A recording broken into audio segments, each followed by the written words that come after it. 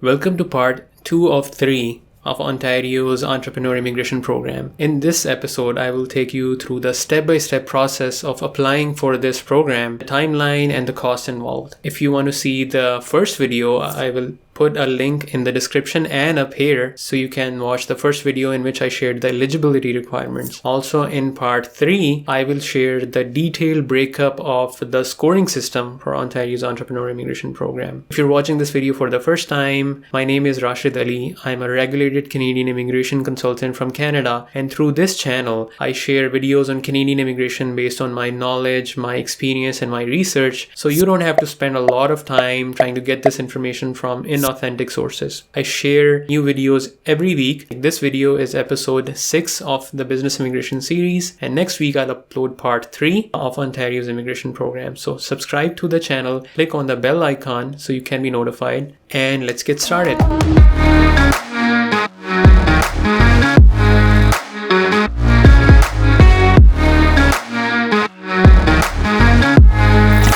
Ontario's Entrepreneur Immigration Program is a 10-step process. There are 10 main steps. So the first step is to determine your eligibility. And we talked a lot about eligibility in the first video.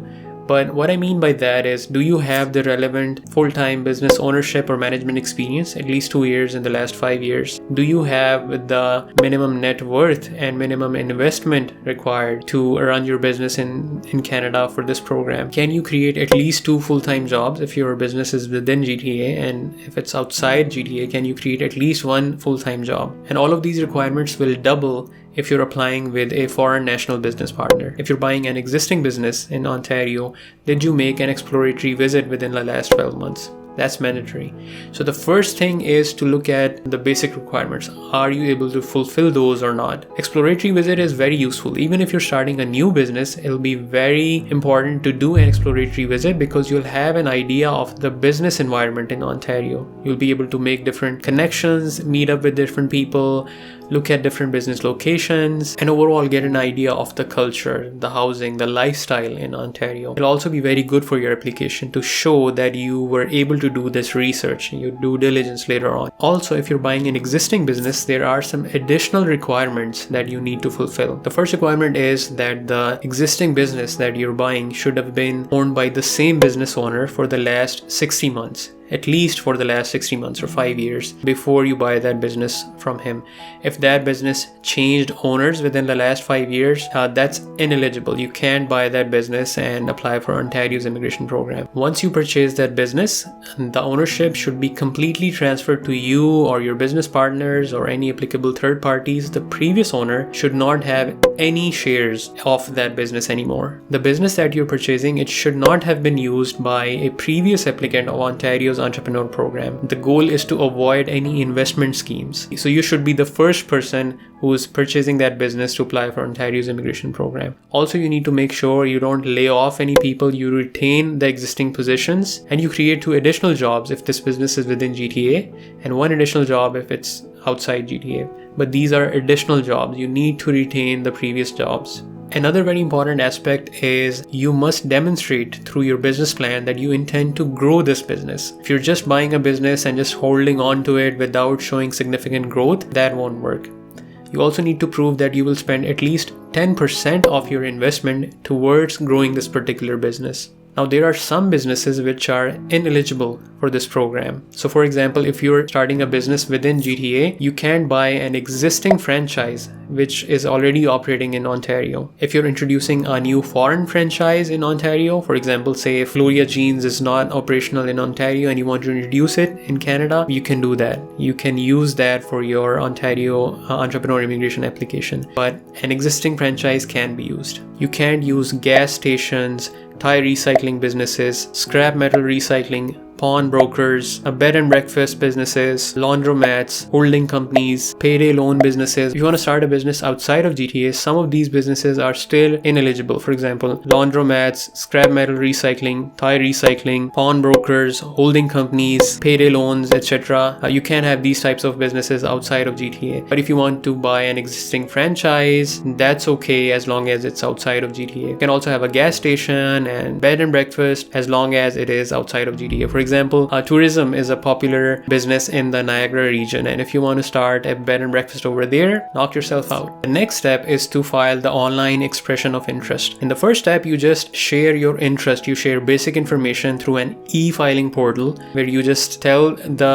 Ontario government about your intention to start a business in Canada. You share some details. That's free of cost. There's no government fee related to this step. And if you have a foreign national business partner, he or she will also have to file an online expression of interest. This expression of interest will be in the pool. It will be active for a period of 12 months, unless you are invited to apply before that time. Step 3, if you are invited to apply based on your expression of interest, you will have 90 days to submit your detailed application. Step 4 is about submitting your application.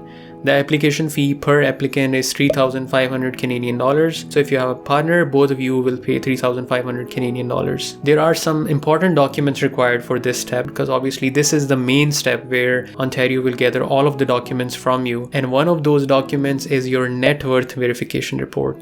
There are a list of qualified vendors that have been specified by the government of Ontario. You can only have your net worth verified from those vendors. And obviously they will charge you some fee for their service. Step 5. As a part of your assessment, you will be required to attend a mandatory interview in Ontario with the Ontario government. Even if you are starting a new business, you're not purchasing an existing business, you will still have to come in for an interview, and that is part of your assessment process. One of the goals for this interview is to get a better understanding of your business idea, your business concept, to test you, to challenge you on your assumptions, and if you pass this interview, chances are that you will be able to get nominated. Step 6, it's the performance agreement. So even though you mentioned a lot of different things in your business plan, you had great plans, but this step is about making it all official and legal. You have to sign a performance agreement with the government of Ontario where it mentions everything. How much money will you invest? Where will you start your business? What will be the business about? How many jobs will you create? What will be the skill level for those jobs? Whether they'll be 0, A or B. All of that information goes into your performance agreement. You have to sign it, and whether or not you get your PR later on will be based on your performance versus the expectation of the performance agreement. Step 7 is where you apply for your temporary work permit. Once you sign this performance agreement, the government of Ontario will issue you a letter that you can use to apply for a work permit. Once you get your work permit from RCIC, you must land in Canada within 12 months. You can also bring your spouse or partner and your dependent children with you on study or open work permits. Once you land in Ontario, you have to inform the government of Ontario within 7 days. And you have 20 months from the day you land in Ontario to start your business, to meet the terms of the performance agreement and submit that final report. Step 9, nomination. If you meet the expectations, if you meet the requirements of your performance agreement,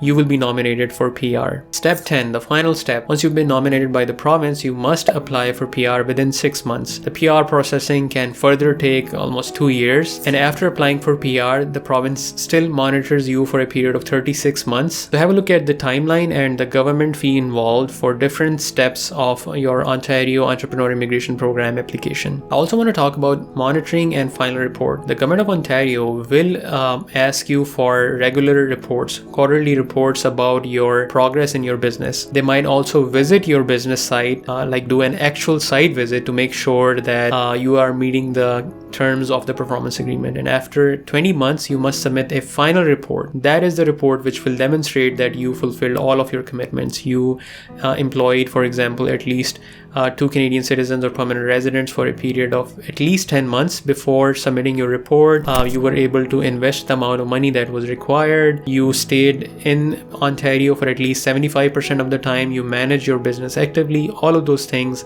will be part of this final report. That is the step-by-step process. Stay tuned for part 3, where I share a breakdown of the scoring criteria for Ontario. And that is important because even though on a higher level you might think that you're eligible, you need to see that detailed scoring criteria to make sure when you're competing with hundreds of different applicants, if not thousands, you are successful. So we'll talk about that in the next video. Subscribe to the channel, click on the bell icon so you can be notified as soon as I upload that video. I also share share videos every week on different topics related to Canadian immigration, especially business immigration. So stay tuned. If you believe that you're someone who can be eligible for this program and you need professional help, feel free to fill in the questionnaire in the description of the video and I will get back in touch with you. Also, if you want to be part of my mailing list so we can stay more connected, you can also use that form to share your information. So I'll see you very soon in part 3. Thank you.